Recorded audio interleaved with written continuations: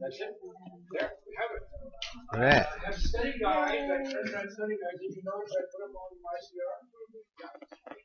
I printed them. So if you want them, you can print it yourself, of course. No, I got definitely 2 copies now. You want or not? Yeah, If you have one, it's okay. I thought this was like the other study guide. Oh, sorry, I don't mean study guide. Not study guide. Sample questions. These are sample. I put study. Oh, I'll take that. I put I know, right? sample. It says study questions. I meant to say sample questions. Suddenly we all want one.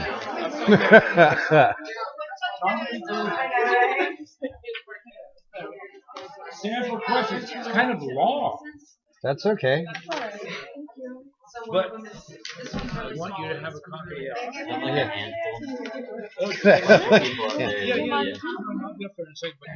There's 2 pages each. They're not stapled. They're not stapled. Yes. 7? Because I gave the one that you let me back. So. Oh, you turned it down. I didn't turn it down. I gave it back to you. Because you lent it to me, and then I gave it Yeah, back to you. and then I lost them all. Do you have the ones that you copied? Hold on. Oh no. Here. Number 1 is C. It's okay. It's not. I reprinted them out. You did all of them out? Do you have them already? Okay. I just don't In the have what we did chloroplast. last Hey. week. I don't. Which one is it? Is it that? Right? That one? Yeah, I think I'm already left. That's one. Oh yeah. I think that's the only one. Thanks. Yeah, and I also have 7. What's it on? It's on my Facebook. So. Okay. Yeah, that'd be good. Did you get them to me after class? Definitely. And now, well, we haven't started yet. Oxygen. Thanks. Yeah. I don't know. I left them somewhere. Someone moved them or took them. Yeah, I don't know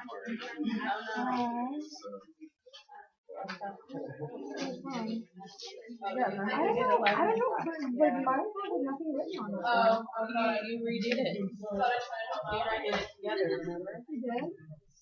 Why did I nothing there?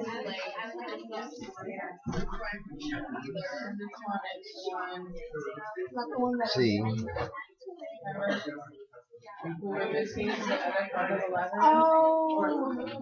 So we did it together. I have to reprint and redo. Just you don't. You guys don't have lab till Thursday, huh? Huh? You guys don't have lab till. Yeah, I don't have one. This is kind of long. When I printed it out ago. I think a lot of the questions were That was going to be my point. Is the test is going to be very similar, and some of the questions will be, if not identical, they'll be very similar. I mean, that's my idea. Okay. You know, there's a lot of material.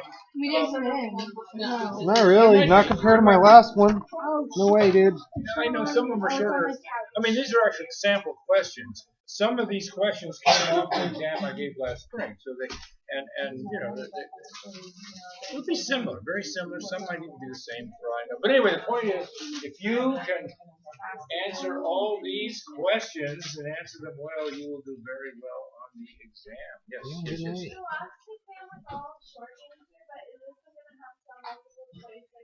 It might, it might. I mean, or something similar. I haven't. It'll be a variety. There will be a Punnett square to do, for example. Right. And there will be a thing with a genetic code chart to do with giving you the RNA sequence. Oh, okay. You got the amino acids that it code for, or whatever, something like that. So there will be that. So, but That's cool. Yeah. otherwise, it'll Okay. be somewhat similar. Explain this or tell me about this, but some of them will be shorter answers just because of the nature of the questions, I think. Besides, it took so long to grade. I just can't give total multiple choice type, like with a Scantron. I just can't do that. I'm just constitutionally opposed to it, because I'd like to see a little bit of explanation from you guys. Yeah. There's a possibility. of a dihybrid. A gamete is But there half, may so be, a but it may sperm would not have be. 23. But there may, I haven't really decided, to be honest, what to put on it yet. But I haven't, so I'll think about it this weekend. What I'm going to put on it, and then I will tell you. Well, no, I'll think about it tonight and tomorrow, so that on Friday I'll be more specific. And mitosis, yeah. If Well, you then don't so show up stuff for going on. Friday's study session, Sister Steve chromatins. probably will show up. And I will. There's no and problem. he'll Unless put it unless on I'm killed beforehand. online, so that you at least get the chance of seeing it. And I said this before, and I'm repeating it, because you have questions. You can actually write out some answers to these questions. Email me if you want, and I'll look at them and tell you how accurate it is, or any things that change or whatever. Speaking of emails, did you get that? Huh? I saw it today. Fascinating, right? Yeah, I haven't looked at it yet. Dude, I just looked at it. cool I'll stuff. Click on it. Yeah. But anyway, the point is that when I was a student 150 years ago at Berkeley, I always had the impression that they were trying to weed out. This is Stanford. Oh, I looked. I found out when you went to Berkeley. Although I knew. I always thought they were trying to weed everybody out, and the survival of the fittest. That's all Darwinian. Talk about that. Yes. But not today. But that's not my objective. I never wanted that to be my objective. I didn't want it to be the objective of people that were teaching me when I was a student either. But anyway, so my objective is that you learn it.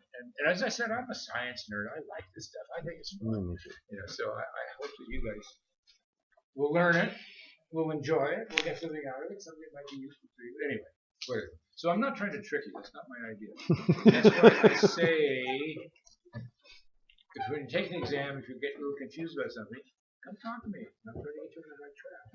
I'd rather you do well. Oh, the other thing is, either today or Monday, it could be Monday, but anyone who wants to take the test in the Learning Center, please tell me so that I can put a test over there for you. But anyway, okay, questions before I start. New topic today, it won't be on the exam. Okay, it will be on the final, but not on this exam. So, any questions before I start? Yes. Is the final going to be not cumulative, no. It's too much material.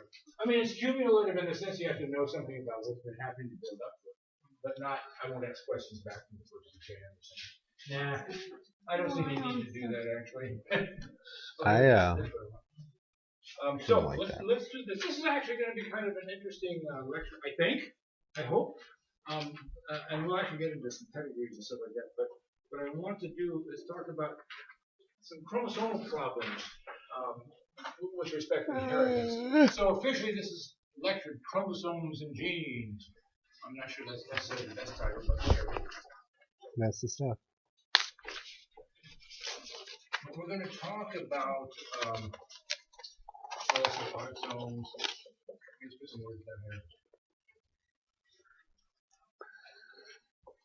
Autosomes versus sex chromosomes.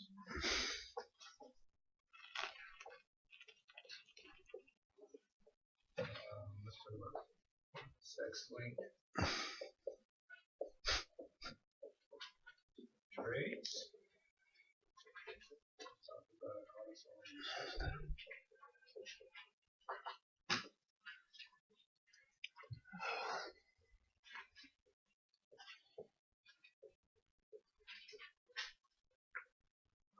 Recessive diseases, autosomes.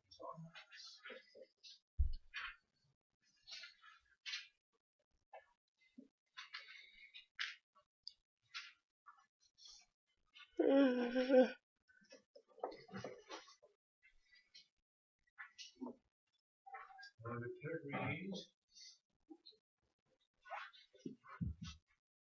I'm not sure if we'll get much further than that. We might, in which case I'll add to it.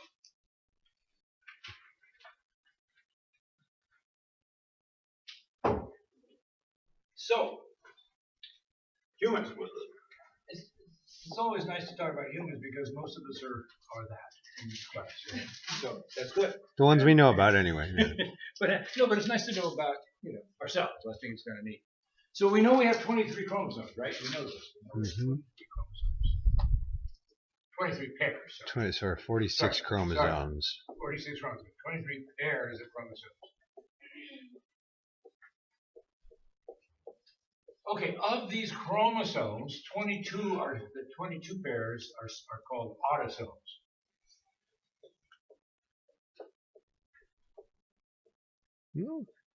So that's that word, autosome. So if you just see the word, it just means all the chromosomes. It could be any of the chromosomes After the first one? except for the X and Y, the so-called sex chromosomes. So you put the other pair. The other pair.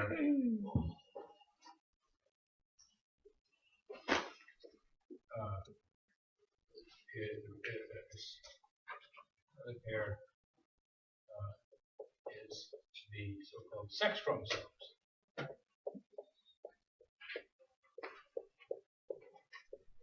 Okay, and there are two possibilities depending upon the gender. I may have printed this out already, but this is the study questions or sample questions.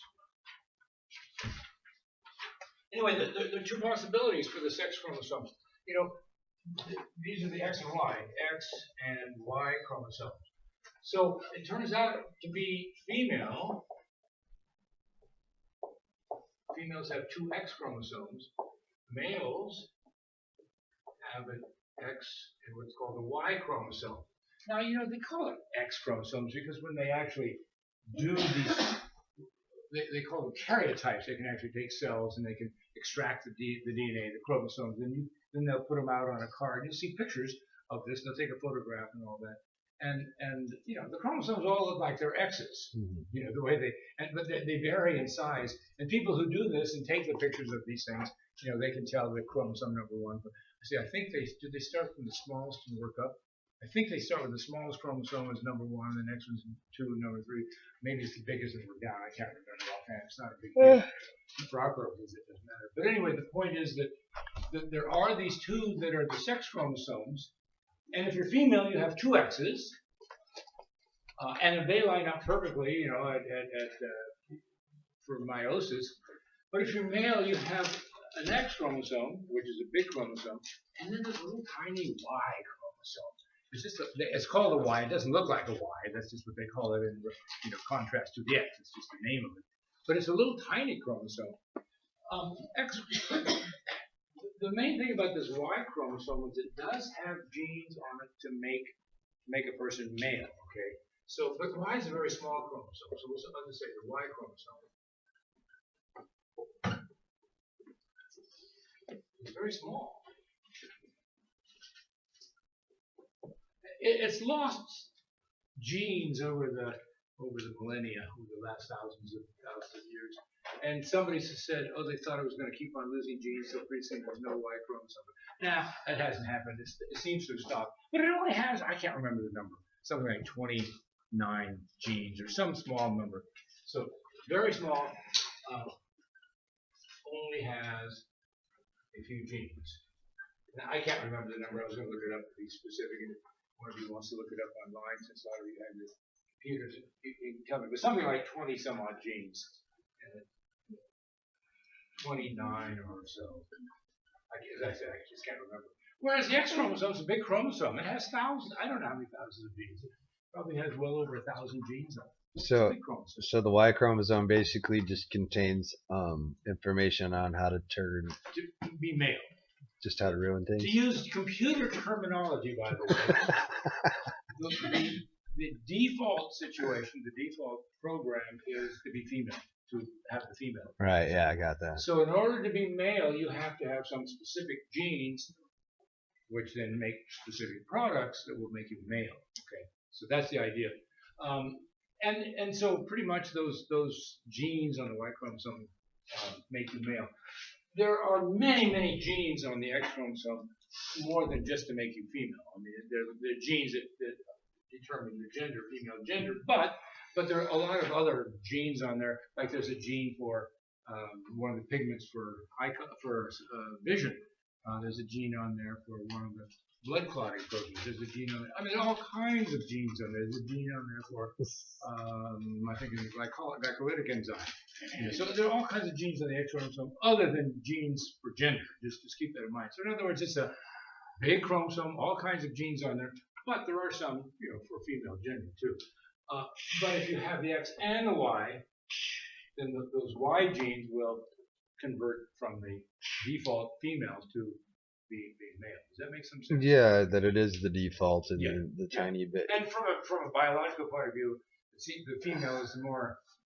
I hate to say this, guys, but I'm saying it. Not threatened. Go ahead. The female is the more important gender because they're going to produce the new offspring. You need some males to fertilize. Fewer, yes. But still, look at a population like let's say the bees. You have one female that makes all the eggs. She only needs one male, but maybe several males. But a lot of things like there's one male that that you go to see the Roosevelt elf. There's one male with a whole bunch of females that are part of his harem.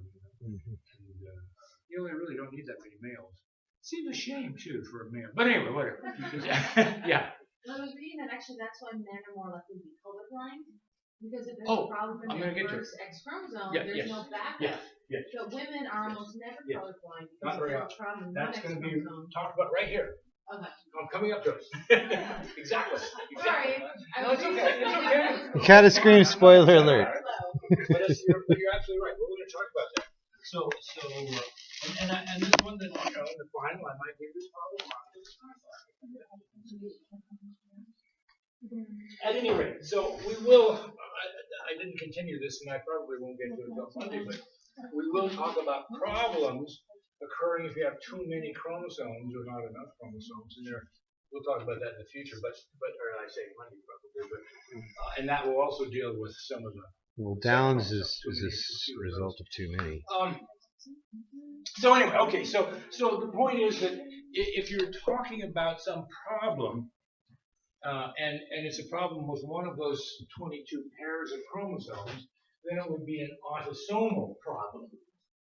If you're talking about something dealing with the X or the Y chromosomes, and usually we're talking about the X chromosome because the Y doesn't have too much on it, then it would be a sex-linked problem or trait. Okay, and that's what we're going to talk about right now. But that, just so you understand the difference. So, yeah, okay. So got the idea, as far as the sex chromosome. So let's talk about just exactly what Megan was starting to say. Let's talk about the sex-linked traits. And they originally discovered this in fruit flies. They've done a lot of experiments on fruit flies because, they're big enough that you can see them, work with them. They're tiny, little tiny fruit flies, but you can grow them and you can, if they have some mutation, you can follow it easily. There's some mutations that will change their eye color, some mutations that will change their wings, so we're actually wingless and all that. Yeah. So we often, have done experiments on fruit flies in labs because you can, the generation time for a fruit fly is fairly short.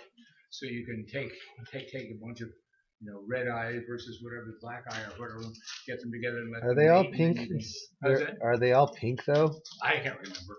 But anyway, but the point is that you can do these experiments and then you can count them. The problem with counting fruit flies, by the way, this is just an aside, is that counting a fruit fly with a certain trait is you might have to look at them fairly closely, and if you go to look at them, they're just going to fly away. So they actually have.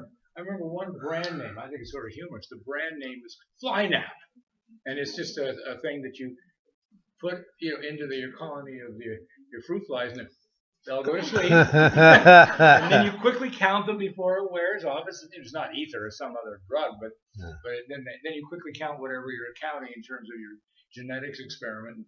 Then you can put it back in their container, and then they'll wake up and still be flying around. But the brand name is Flynap. I just wrote it. But anyway, whatever. Yeah, there's a question. I thought. Okay. But anyway, okay. So, and I was going to say that they originally discovered what are called sex-linked traits with fruit flies, and they got some unusual results of some breeding experiments, and someone came up with the idea, hey, maybe the problem is this, not problem, but the situation is there's a sex-linked trait, but it's also called, you can also call it X-linked. It doesn't matter which one you call it. I tend to use the word sex-linked, but X-linked, same thing. And what that refers to is that whatever gene you're referring to actually lies on is on the X chromosome. Now just back to the X and Y and stuff like that. just for interest's sake, which parent, the mother or father, determines the gender of the offspring? Male. And it's the dad, because the mom gives an X. All her gametes have an X. I mean, she inherited one of these from her mom, one from her dad. Which X she gives, who knows? But it's probably going to be a combination anyway, because Crossovers. Crossing over. But as far as the males, he makes two different kinds of gametes. Half of them have an X chromosome, half of them have a Y. And if it's the Y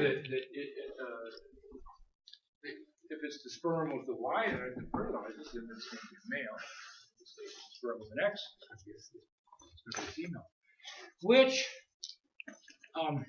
generally speaking, most people don't care that it's a random thing. There are some techniques that supposedly increase the chance of having a boy or a girl. I was gonna say, is that accurate? 50%? Is that how the gametes come down? Yeah, roughly 50%. Roughly. I mean, as I say, it should be 50%. Yes. Yeah. In terms of male. Yeah. But here's the weird thing: is across the world, not just say in this country, across the world, with the first birth, it's always close to 106 males born for 100 females. With the second birth, it's like 103 males born to 100 females. And the third birth, maybe it's closer to 101 or something. It's not 50-50. Mm-hmm. And you go, what? Now, that could mean that there's one possibility, and this is what I was going to get to, and this is not part of it. You don't have to know this for a test. This is just sort of interesting. The Y is a tiny little chromosome. So some people have hypothesized that the sperm with the Y in it is a little bit lighter, and so it can swim faster. So they have a slightly better chance of reaching the egg. My only objection to that idea is that it is smaller, it doesn't weigh as much, but there'd probably be a tiny bit more cytoplasm in it. So it's hard for me to believe that the sperm with the Y chromosome is very much lighter. But it might be. I'm not going to say it isn't. I can't say it isn't. But it's hard for me to believe it's very much lighter. But various people have tried to separate these. Not necessarily for humans. You can try it for humans too if people are really excited about having just a boy or just having a girl or whatever. Then you can do it. But think of the cattle industry. If you want to raise steers, then you need to have bulls, which will be castrated. So you want a lot of males. If you want to raise dairy cows, then you want a lot of females, in terms of the offspring. So it would be very, let's say, financially useful if you could separate from the bull's semen the X from the Y. So people have tried. I worked for a guy once when I was a grad student, and he was trying some experiments, but he was trying them at home because if he did the experiments at UC, then UC would get the rights to, his research. Yeah. Yeah, any patent that he got. So if he did it at home, then he would get it. So, but he was trying like centrifuging and seeing if the sperm with the Y chromosome would be a little bit higher on that when you centrifuge. When you go down, it's not quite as dense. People have tried things. I don't know how successful they are. I really don't. Yeah, what was the results of that? How's that? Were the results inconclusive? I think for him they probably were, and he wasn't doing that on a big scale. Yeah. But anyway, the point is that it potentially it could be possible to separate them, and then it could be useful. Anyway, so but I'm not sure how successful they've been. Whatever. But back to this. So what I was saying, going back to the little fruit flies, they did have some unusual eye color on some fruit flies, but the transmission of that in terms of genetics wasn't following normal Mendelian kinds of laws, so it seemed a little different. And then somebody who was doing this is a famous person, J.P. Morgan was his name, was about, the 1920s or something. Steel guy, yeah. He came up with the idea that, maybe the gene for it, for this eye color, was on the X chromosome. And then, if that's the case, then, males only get one X chromosome, females get two. So it turned out that he was right. And so I'll just tell you about two different traits in humans that are sex-linked. And one was the so-called, Meg was saying, the classical red-green colorblind, and also what they call classical hemophilia. So in humans, two of these. I'll just give you two examples. Humans, red-green colorblind.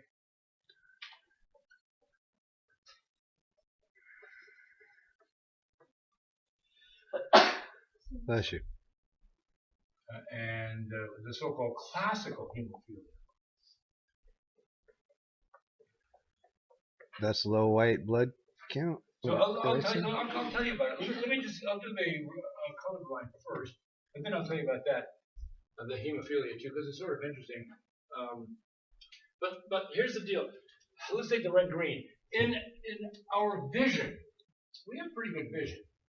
We don't have super vision. We don't have great vision. I mean, a lot of birds have a lot better vision than we do. We do, yeah. But we have good vision, okay?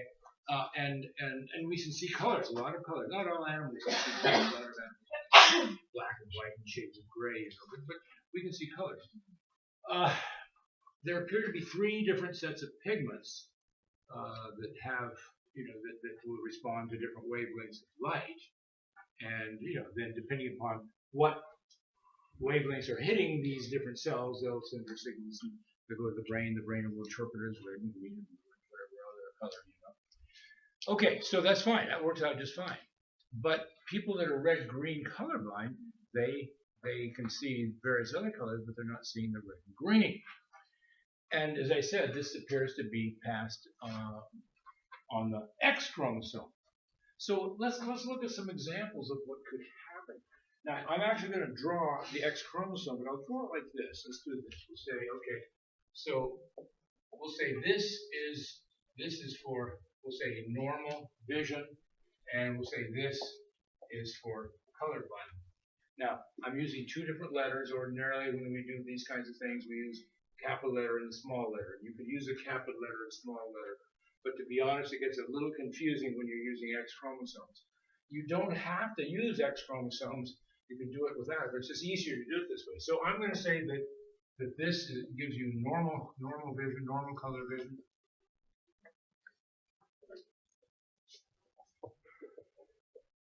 And this one would give you red-green colorblind.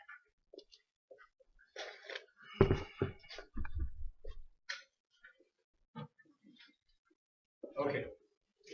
So this is just an easy way to set up a problem. So if I said, so for a female, if a female, females have two X chromosomes, right? Yeah. So if a female had, and by the way, what the normal gene says is make a particular enzyme that will then tell those cells in your cones are called, but the cells in your retina that says make that particular, the enzyme goes ahead and makes this particular pigment that you need. Mm-hmm. And if it's that same gene, but it's a mutation, it's not working properly, so you don't make that pigment, okay? So this says make the pigment, this one says don't. So if you have a woman, let's say if a carrier, if a female carrier, you know the symbols, female versus male? Yes. You know the symbols? And that this was Aphrodite or Venus, the goddess of love, that represents her mirror. So she can hold it. I didn't know that. She can look at herself, and that's okay. That's what they use. That was symbol for Narcissus. female. But that was her symbol. That was the symbol for Aphrodite or Venus, the goddess of love.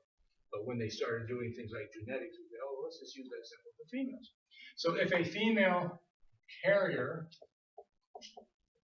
of color blindness, red-green, I won't write out red-green. There are other kinds of color blindness. And so don't think that this is the only kind. This is just the most common kind. That's what dogs because have. It's on the X chromosome. The problem is on the X chromosome.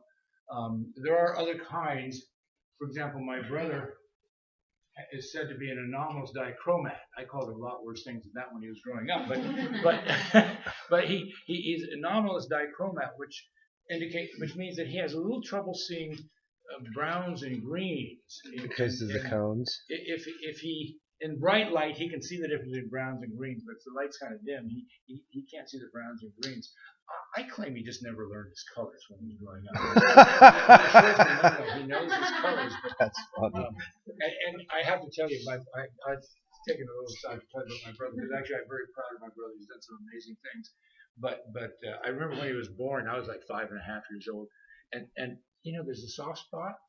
It's called the anterior fontanelle. And, I was as fast as I'm pushing like this. And my mother said, "God, don't do that." But he became a doctor, okay, and he became a urologist. That means they work on the urogenital system. And so he did that for a number of years, and then he just got tired of doing that, and so he became so he decided he didn't want it anymore, so he quit doing it, and he became a psychiatrist after that, which I thought was sort of interesting from one end to the other, Yeah, right. Quite literally. And so, but because because of his background in urology, he started studying kids who were born with anomalous genitals. In other words, when they're born, you look at them, you go, you can't tell what they are. And a lot of these are actual XYs, meaning males, but somehow the genitals didn't develop properly. Up until a few years ago, like 15 years ago, 20 years ago, it was very common to say, oh, they don't have normal male genitals, even though they're XY chromosomes. Let's just convert them into females. Oh, God, because surgically, it's easy to fashion a vagina. This is horrible. And then around age 8 or 9 or 10, you started giving them female hormones. They thought everything would be okay.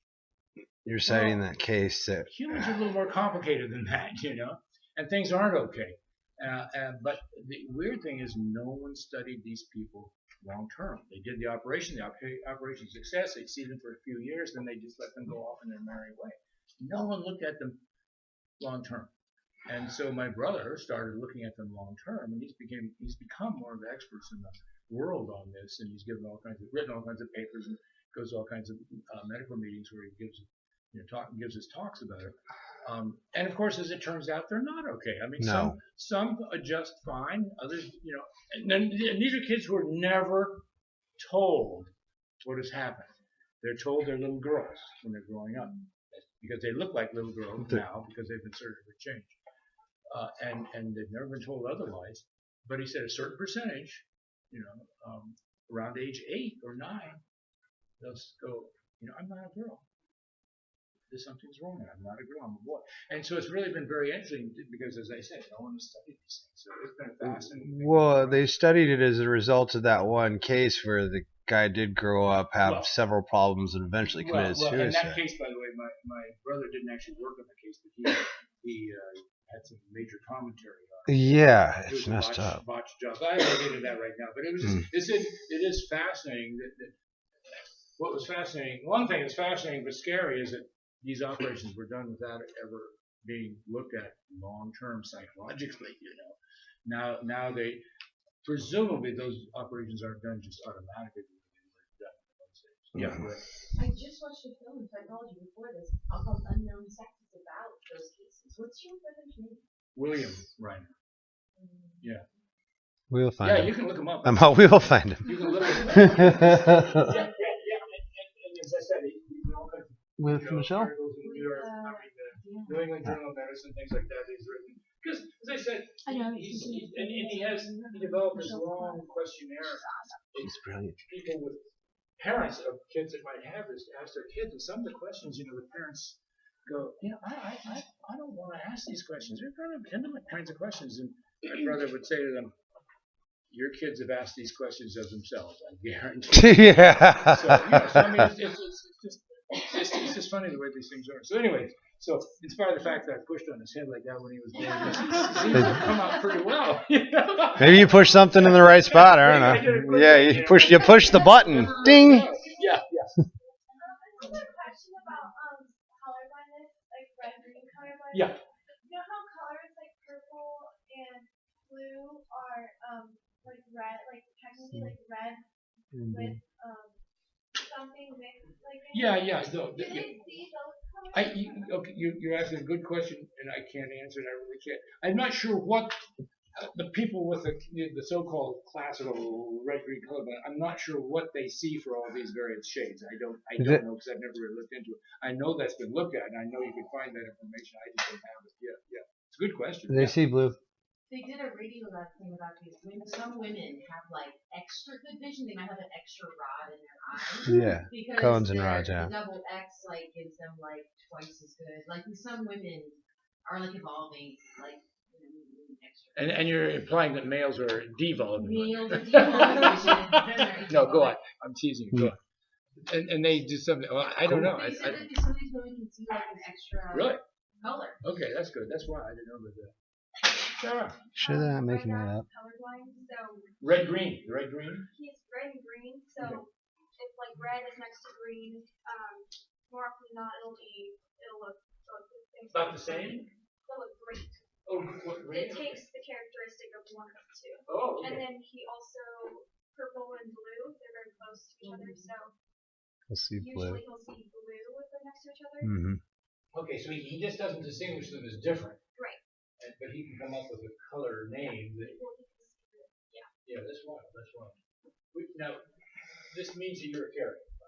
Yeah, my sister is colorblind. Okay. Oh, she is. Yeah, a little bit. It's more like oranges. Okay, interesting. Okay. Well, let me just give you the classical idea of how this works. So the female then is going to be a carrier of red-green color. I should write it out. Red-green colorblind. Green. Not green. Greed. Oh, green. Red greed. Red-green. They do that right now? Red-green colorblindness.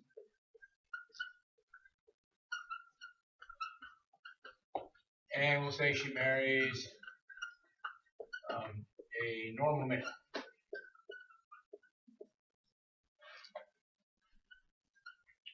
Okay. So the question will be, this is the kind of question I put on an exam or something like that. What are the possibility of, kids in terms of normal carriers or having the trait or whatever? So what possible offspring Is that dominant? Let's say can occur. And we'll say gender and the trait and the problem. We'll look at that. Okay. I'm sort of shortening up the way I would ask the question, but I'd say what possible offspring can occur? In other words, what gender and what problem, or do they have a problem? Now, if you're going to work a problem like this, here's what I would suggest. You don't have to do it this way, but I would suggest that you write it out with these X's the way I did, and let's do this. So we'll say, okay, here's the mom, and here's the dad. Oh, the dad. That's the symbol. That's Ares, or the god of war. That's a spear. Ares is the Greek name. The god of war is in Latin. Roman. What's it? It's Mars. Yeah. Mars. Thank you. Okay. So that was his symbol. And people make all the remarks about Freudian remarks about what that stands for. It was for the god of war is supposed to be his spear. That's what they used. So it wasn't necessarily meant to be his male member, but whatever. So this is the mom here and this is the dad. So the way I would draw it to do the problem, I say, okay, she has one normal X, and she's got one X with the problem.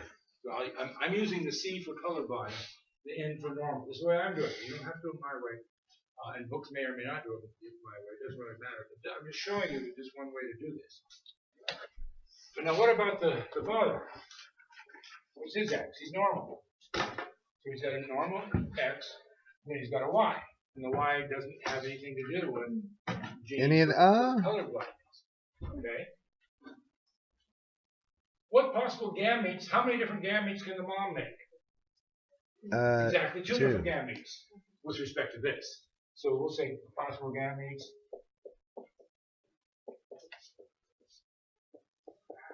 For the mom, she can have an X with the normal gene on it, or an X with the colorblind gene.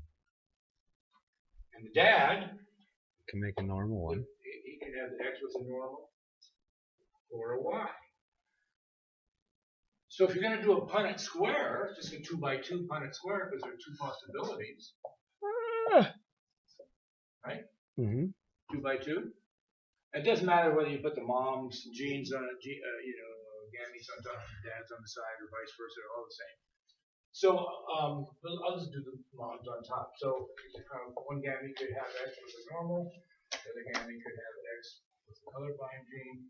The dads, you have X with the normal or Y. So now as far as the offspring, this one you'd have X normal, X normal. This would be X normal, X colorblind. This would be X normal, Y, and X colorblind, Y. Oh, so you don't have secondary instructions to make it normal, so it becomes dominant. There's no choice, it's colorblind. See, and that's the thing about being female, you have 2 X's, and so if you happen, like this person right here is said to be a carrier of the colorblind gene, but they're going to be normal. So this would be, let's just write this down. So we have, this would be female, normal. This is female. She's not colorblind, she's normal, but carrier. So say. So it's a recessive gene? Yes. So what happens if the girl is female? If the girl. Sorry. The girl's female. No, so let me come back. Well, I think I'm going to answer this in a second. Wait, just 1 second. Let's just. So this person right here is normal as far as she doesn't have colorblind, but she's a carrier. She's a carrier. That means she can pass this to her offspring. This person would be a male, normal male. So this would normal, and this person would be a male, but colorblind. What if it's a colorblind male? Well, this is a colorblind male. The The father is. Oh yeah, okay. We'll come to that. We'll do that. And that's I think what. Yes, that's what you're asking. Yeah. Yes, so I'll do one of those. But let's just do this one at the beginning. So this one is the more common kind of situation. And Sarah, presumably this is the case. Oh no, you said your dad's colorblind. But presumably this was the case for his parents. That his mom was a carrier and his dad was probably normal. And so But look at the chances of the male having color blindness. 1 and 3. 1 out of 4, right? So as far as you put down the ratios, you say, okay, 3 to 1. 1 normal female to 1 female carrier Oh. So you to get a 1 normal male to 1 colorblind. Ah. to 1 colorblind male. So 1 to 1 to 1 to 1, or 1 out of 4 for each of them.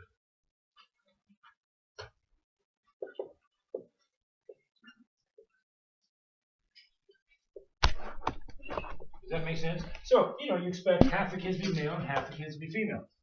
This is obviously in a family, you may only have 1 kid, you may only have 2 kids. What are they going to be? Who knows? Each time is a 1 out of 4 chance to get whichever one it might be. There's no way to know. But anyway, so in this case, you expect that if it's a female, half the chances the female would be normal and half would be carrier. They'll still both be normal in terms of their, vision, but one of them is a carrier. Half the males should be normal, and half should be colorblind. That's what you expect. What actually happens in real life is chance. You don't know what it's going to be.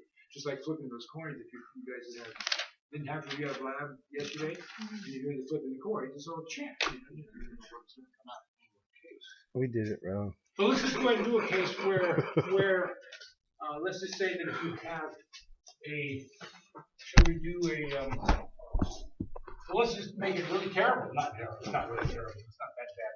Color blindness, at least you can survive quite nicely. You might not be able to be a pilot or something if you have a normal life. But what if you have That's why dogs can't colorblind drive. male, colorblind male, mates, marries. Well, I'm being old-fashioned here, marries, huh? Carrier female. Carrier female. and this is carrier of color blindness. And this is the only way you're going to get females with having the actual red-green color blind. So what would the male be? How would I write the male? That would be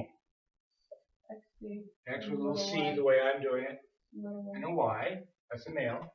And then the female would be X normal, X colorblind, right? So she herself is normal vision. But now what about the gametes? And you probably do the gametes in your head. Do I need to write them down? No, we got it. I mean, I do. When it's 4, it's easy. It's still going to be a 2 by 2. Right? It's going to be a 2 by 2. If we put the male, I put the male, I'll put it down. That's why I did it. It's the way it says to do it, parental it or doesn't matter which paternal and then maternal, yeah. Okay, X normal, X colorblind, Y, and for the female we said X normal, X colorblind. That's So how you now get when we do it, blind female. we have this would be X normal, X colorblind, X colorblind, X colorblind, X normal, Y, X colorblind, Y. So now when we do it, She's colorblind. So this one is Carrier. Male carrier. Yeah. This is a female colorblind.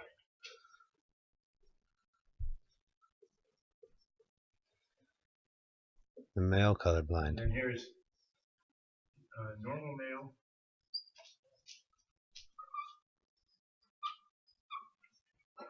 And this is colorblind male.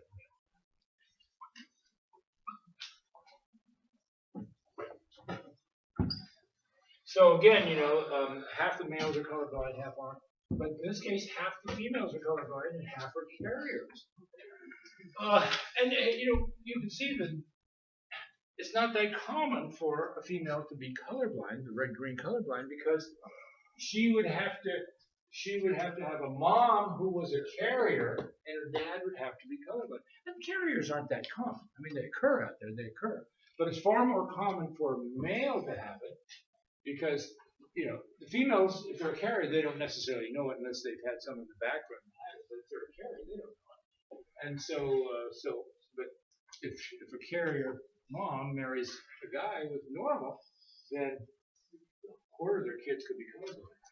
But for a female to be colorblind, the dad would have to be colorblind, and the mom would have to be a carrier. And that's just not that common. I mean, occasionally it occurs. Does that make sense? Yes.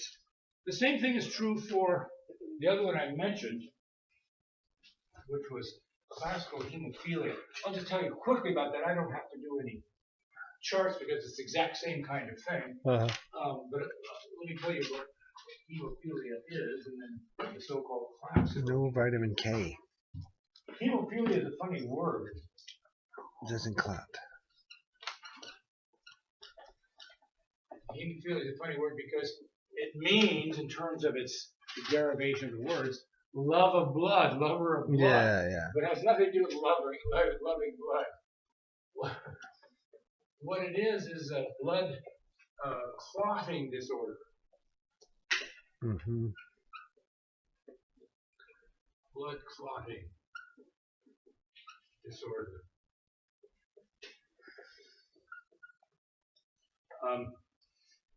And it turns out blood clot is a complicated thing. If you want to take my physio class, and we'll talk about blood clotting, but I don't want to talk about the details at all now. But the point is that there are several different, I forget the total number, at least 12 or more different clotting proteins.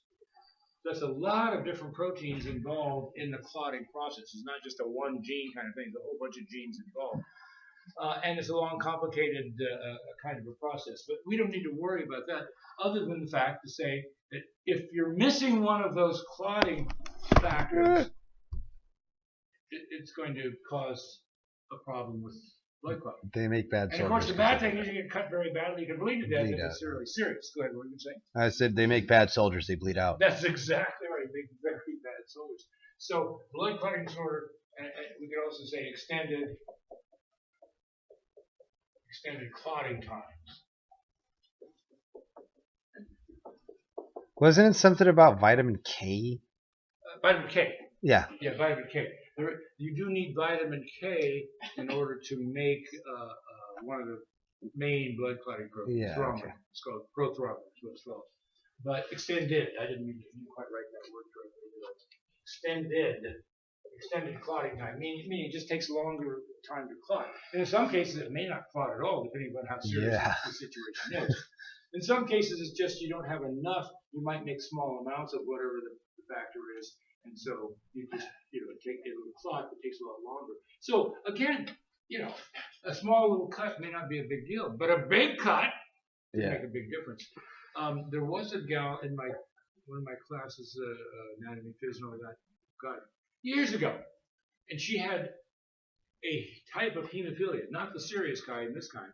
She was just low in one of the factors. She made all the factors she needed, but one particular factor she didn't make very much of. So she actually would keep these little samples of that factor. So if she cut herself, she would just take that sample, open it up, and put it on the cut, and then she would have that factor available as the whole process went. There's a whole what they call cascade of processes for blood clotting. So she would just ask. She gave me one of these, and when I talked about blood clotting in the my physio class, I'd always mention this one student. I couldn't remember which factor she was missing, but it's just one of them. And then I was in Healthport, about last year sometime. I was jogging in Healthport, and I saw one of my former students. I got up on the treadmill next to her and was talking to her, And the girl next to her who was talking to her was looking at me, and after I finished talking, I take a while to finish. But anyway, after I finished talking, she said, I was in your class a while back. And I said, you look vaguely familiar, but it had been over 20 years, And she told me her name. I go, you're the one with that hemophilia, aren't you? I recognized her name and remember. I said, yes. I said, I talk about you all the time. I don't mention your name. And I said, which factor are you missing? She says, I can't remember. I go, darn, I wanted to know. Anyway, but so back to this. So there's this one particular clotting factor. It's called, let me get your question. Yes. What, I cut like halfway through my thumb one time, and they put this stuff that clotted your blood. Oh. What is that? It was like a weird powder. I don't know what they use. I'm not sure. It was very strange, but it was like a blood clotting powder. Silver nitrate. It might have been just some of the clotting factors that they had a huge amount of it there, so it happened to clot faster. It was awful. They made me scrub it out of my wound. It's silver nitrate. No, that's for burns. I'm not sure. I don't know what it was, but it was pretty bad. I didn't know about it. That's interesting. It might. Well, anyway, let me tell you about this real quickly because the so-called classical hemophilia, and that's the usual term they use. Good job, Screen. Classical hemophilia. They're missing. The people that have it are missing clotting factor 5. No, 8. It's actually 8. 8 or 5. Now I'm trying to remember how well. Missing. I think it's clotting factor 8. You don't need to know this. I'm not going to test you on this. But they use Roman numerals for the clotting factors. I'm pretty sure it's clotting factor 8. And if it could be 5, then I think it's 8. But the gene to make the enzyme to make that clotting factor, so we just say the gene for that clotting factor, is on the X chromosome.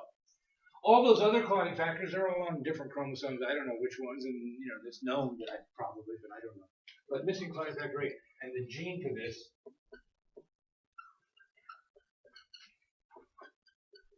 is on the X chromosome. So again, it's one of those sex-linked traits that occurs most of the time, vast majority of the time in males for the same reason we talked about, for the red-green color blindness, because males only get the one X. So if they get a bad X chromosome, that is to say an X chromosome with a bad gene on it for the clotting factor, then they have classical hemophilia. That's a serious one, and they can bleed to death. they like if a kid has it, they can fall, hurt themselves, they can bleed internally, and you don't even know it. Yeah. It's a very serious one. What's interesting about it, and I'm going to tell you about this just for fun. It's a fun story. It's historical stuff. God, it's 100 years ago now. Just about 100 years ago. Queen Victoria. Queen Victoria had a whole bunch of kids, and most of her kids married, all the other royal houses in Europe. So she had this one granddaughter. Her granddaughter married the last Tsar of Russia. That was Tsar Nicholas, and she was Tsarina Nicholas and Alexandra. Okay? Yeah. So Alexandra And was the Anastasia. granddaughter of Queen Victoria, and they think, they can't prove this, but they think that Queen Victoria had, she had two X's. She's female. One X was normal, but one X had the bad gene for hemophilia, for that classical hemophilia. At any rate, they had Tsar Nicholas and Queen Tsarina Alexandra had a son who had classical hemophilia. And, he'd have these hemophiliac crises, and there was this weird, wild, bushy-haired, bushy-bearded Rasputin. monk. He was a Russian Orthodox monk named Rasputin, yes, who seemed to have some ability to calm this kid down so he could actually survive these hemophiliac crises. Now, they can give purified factor 8 to kids with it, and then they can stop their bleeding, but they didn't have this 100 years ago. And so anyway, whenever he would have a hemophiliac crisis, Tsarina would call in Rasputin, and he would somehow seem to be able to calm him down. The kid was able to survive. Well, anyway, there were some of the nobles who ran Russia. It's always the wealthy who run countries. This, whether you have a king or whatever you call it, or the 492 billionaires in this country. It's the wealthy people, who run it. And so, anyway, they were upset because Rasputin, they thought, was giving some kind of populist ideas to the Tsarina, like land reform possibly and that sort of thing. And then they thought that she was then influencing her husband, the Tsar, and that the Tsar might actually attempt to do some nice things for the people. And the wealthy didn't like that idea, so they plotted to kill him, this Rasputin. And so they actually invited him over for dinner, Prince somebody or other. And this Prince somebody or other, I just read in the paper. When I was in college, so but say in the 1960s, that Prince guy died. And I'm going, God, it seems like it should be ancient history, but it's not. Anyway, they invited him to dinner, and they gave him wine. He liked wine. They gave him wine laced with cyanide, and he got roaring drunk on this wine laced with cyanide, but he didn't die. So then they took him out. This is in the middle of winter in Moscow. They took him out and shot him in the chest, and then they cut a hole in the ice in the Moscow River and dumped him in the Moscow River. And he did die, by the way. He is dead. And when they fished him out of the Moscow River, he was dead, but he had water in his lungs, which meant that he was still alive. When they shot him. They think what happened, by the way, just for interest's sake, they think what happened was that what they stored the wine in had leached out the cyanide, so he probably didn't get very much cyanide. And who knows about the wound he got when they got shot? Maybe it wouldn't. Well, I've seen a film on it long ago. It's kind of a wild story, and that all has to do with classical hemophilia. It's kind of a wild thing. But anyway. So did that mean Anastasia had it too, or? No, she might have been a carrier. I don't know. She shouldn't have it. Okay. Carrier, but I can't say. But anyway, they all got killed. Oh yeah. Whatever. Yes. Anyway, yeah. No question. Communism. Yeah. I was just going to say that the cold water probably congealed the blood when someone was why he was still alive. Oh, maybe that's possible because it was ice cold. That's for sure. Yeah, that's a possibility. And then, but anyway, it's kind of a wild story. This wild monk. You see pictures of him with this huge beard. Yeah. I heard that also hung him at some point. I didn't hear about that part, but that's even worse, isn't it? Well, there's a lot of fanaticism around that.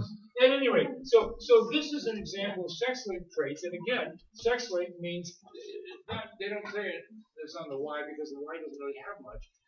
So when we talk about a sex-linked, you could talk about a sex-linked trait that's something on the Y chromosome. That's just very, very unusual. But on the X chromosome, and these again, these are they call it sex-linked or X-linked because it's on the X chromosome. Nothing has anything to do with gender. See, it doesn't.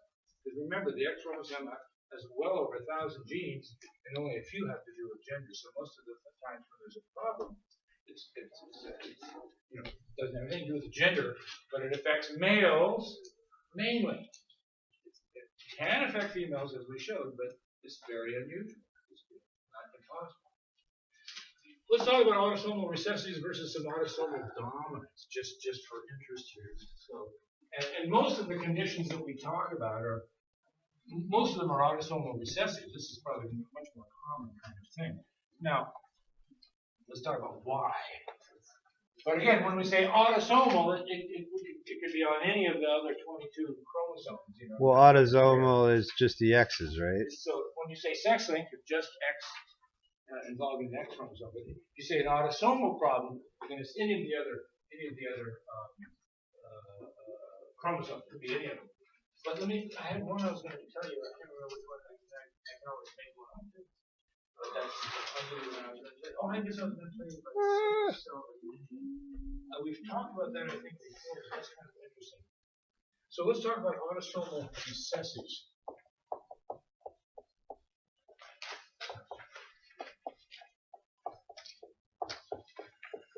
And most of these genetic problems are autosomal recessive problems.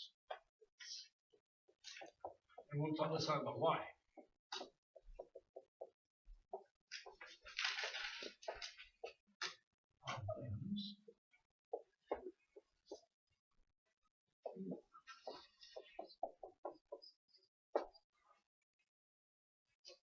Why? Why would most genetic problems be autosomal recessive?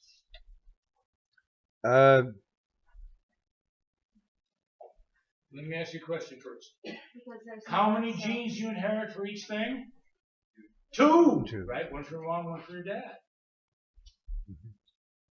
And if you inherit one normal one, one not normal, most of the time you'll still be normal.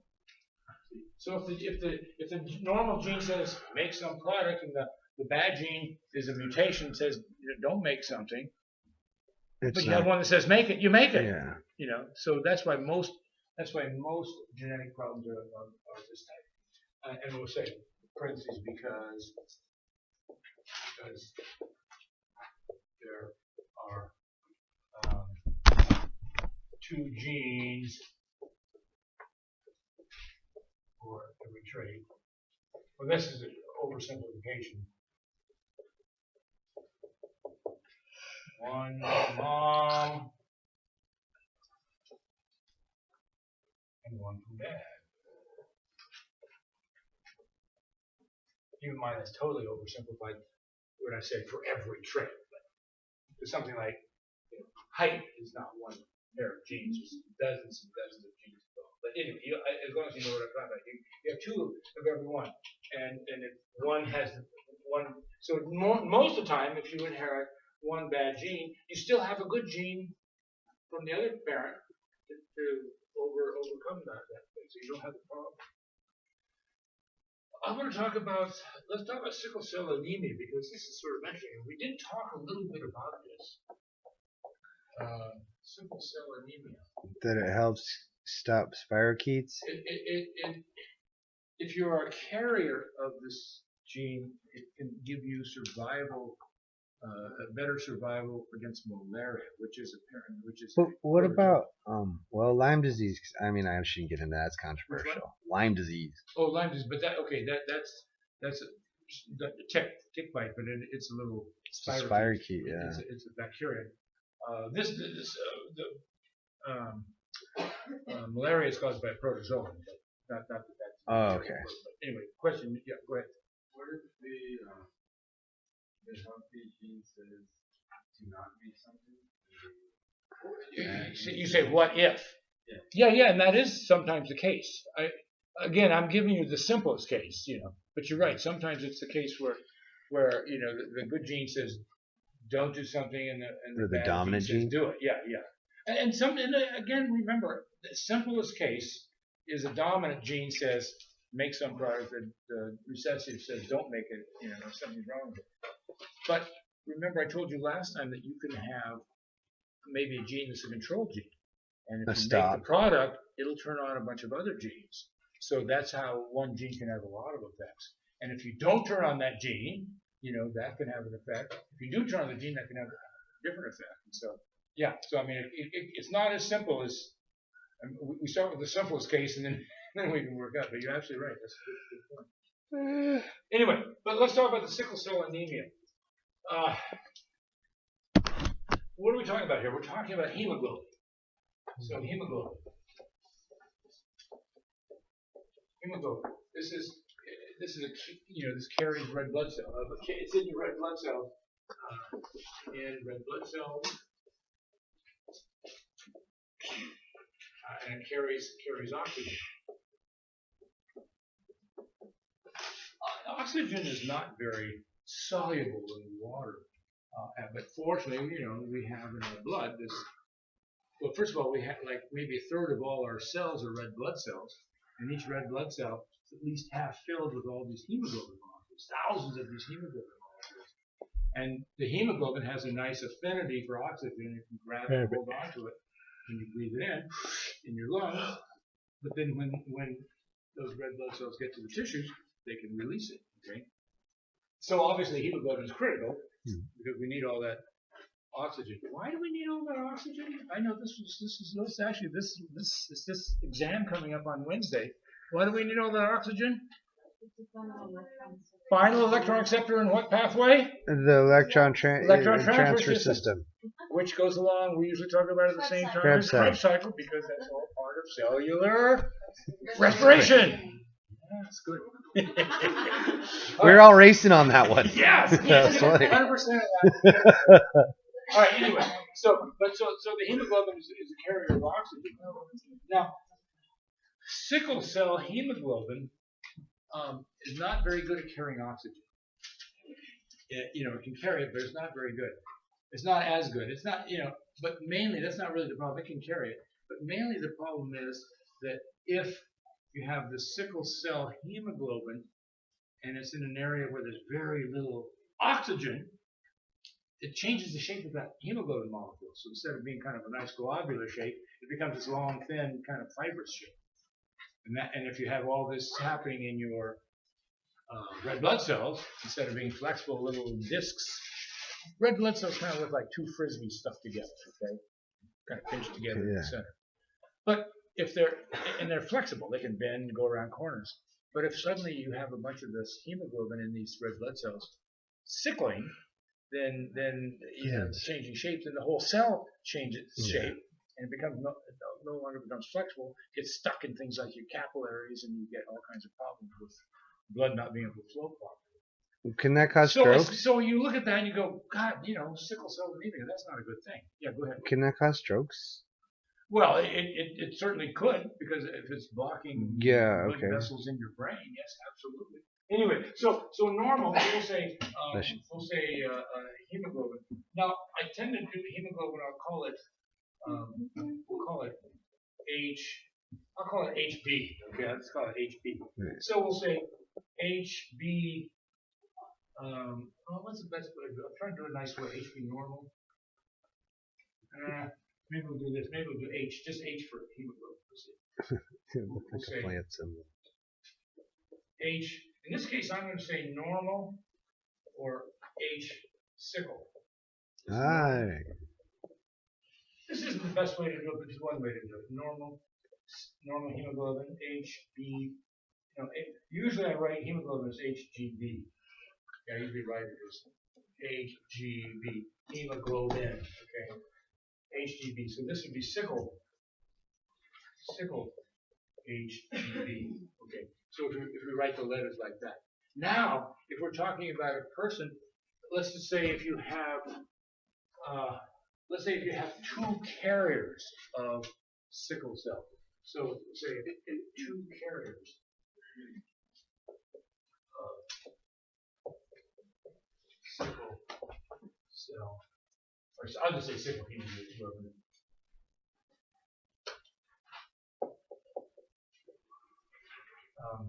Mary, we'll say it will say if two carriers of sickle hemoglobin married, then they would have it'd be H normal, H sickle cross H normal, H sickle. If I do it like that, am I making sense here? Mm-hmm. Because they have two H sickles, or So I'm saying they're each carriers. Now here's the deal. Here's the thing. Well, let's just do this. Let's just do it the way it happened. So let's do this. If two carriers are married, okay. So Two carriers. So if two carriers marry. Now, what are the possible genotypes? Half the gametes would have a normal gene for hemoglobin, half would have a sickle. Half same thing for each of these. So if I did a little Punnett square, so it's going to be 2 to 2. 2 again.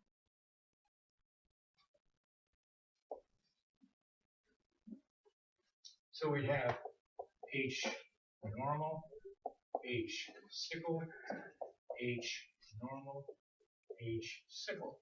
Now what do we get inside? HN. This person would be totally normal, no, not a carrier. This person would be Carrier. a carrier. This person would be a carrier. And this person would have they'd be homozygous for this trait. All right, so let's say this person's normal is a carrier. Now the carrier in general is okay. I'll come back to this in a second. But this person has the problem.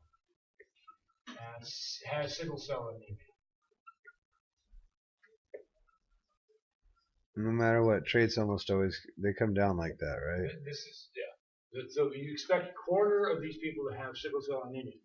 These people don't usually live. They don't live very long. Okay.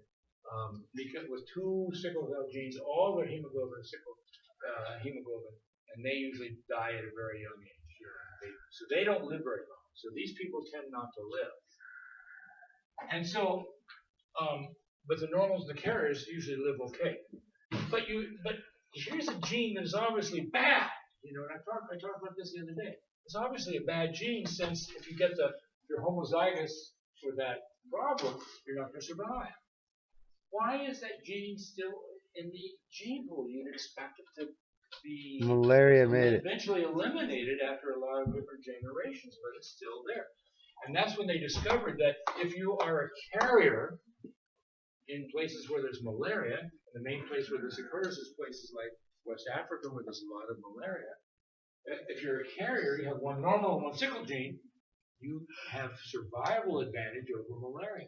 And as I think I mentioned the other day, that between 10 and 100 million people a year die of malaria in the world. I mean, malaria is still a serious disease. 10 to 100 million. What Microsoft, what's his name? Bill Gates. His foundation has been giving a lot of money to try to fight malaria.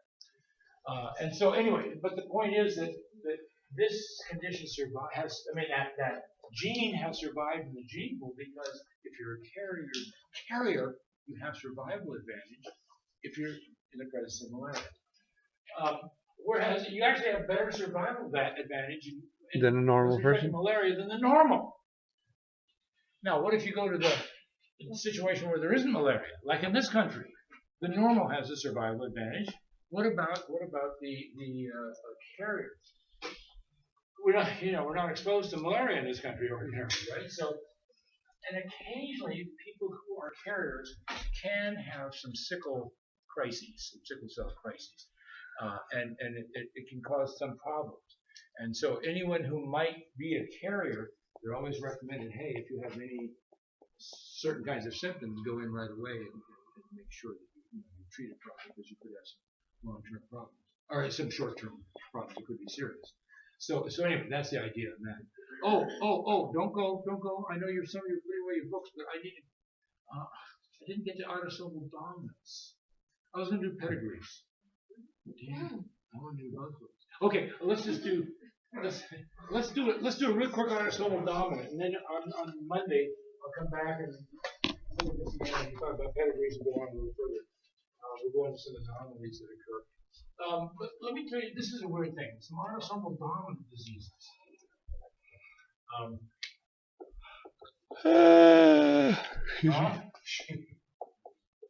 Oh, I actually slept last night. That's just I don't know what that is.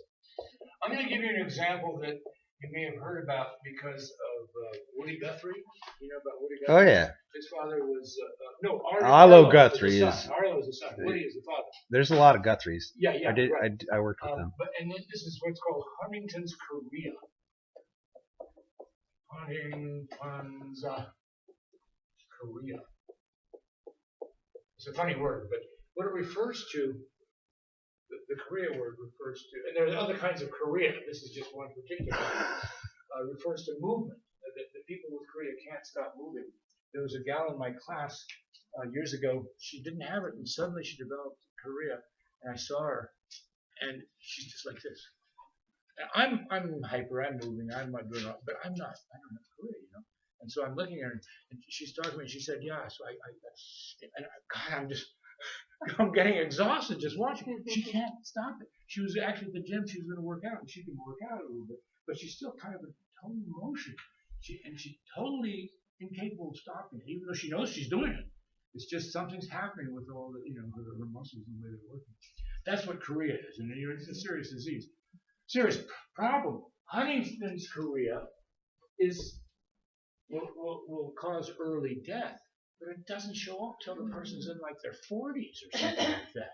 So it shows up in about, let's say, the person within the 40s, in the person's 40s or so. So usually later in life, after they've had kids, and deadly. So apparently, I guess was it Woody Guthrie? Did he have Huntington's chorea? Mm-hmm. I guess he did. But his son Arlo, and Arlo's still around, right? Yeah. Stuff like that, right? Yeah. When he got married, they actually talked about it, and they said he didn't know whether he had inherited the gene or not. I think they actually do. They can test for it now, but when he was young, they couldn't test for it. So he didn't know whether he had it, and he did not want to pass it on to another generation in case he had it. So he elected not to have kids, which is he has a daughter. Very good thing. I know, but is she adopted? I don't. I thought he was going to adopt. This was his. I was introduced. This is my daughter. Okay, well, so it could be they went ahead and had a kid. I think that's what happened. Cause she's younger. Yeah. Okay. But anyway, but I just remember that was where this was in the disease, because he originally didn't want to have kids because he didn't want to have the chance of passing on what's really a horrible condition, to his offspring. He did not show up with it. He did not have it. But it's an autosomal dominant, meaning that all you have to do is inherit one gene for it, and you got it. This is really bad. So if you just it's dominant. It's dominant. See, it's dominant. That sucks. So if you could say it's H. H would be the dominant. Big H would be dominant, and you could say little h for the recessive. But if you did the actual, remember how we did the possible genotypes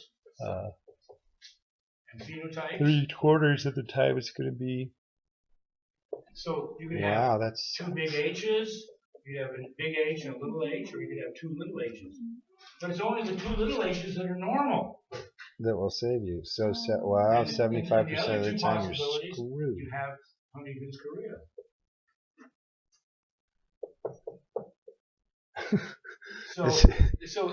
Since it's a dominant trait, it's really bad. Now, what is that gene doing? I don't know. It's maybe making something in your neurons, your brain cells, to cause problems. I don't really know what it's doing, but it's obviously a bad thing. It's weird that it doesn't show up until you're approaching middle age or so. but usually say after the childbearing years. So that's why you could have a kid, and then you find out 10 or 15 years later, oh, you got it, but you didn't know that. See, so it's a horrible thing. We'll talk about this again on Monday. But one other condition I'll mention that's another dominant trait, and it's a weird one. It's called polydactyly, many fingers or many toes, and it's a dominant trait. And if you inherit it, you're born with maybe 6 fingers or 7 fingers or 6 or 7 toes and things like that. We'll talk about that again.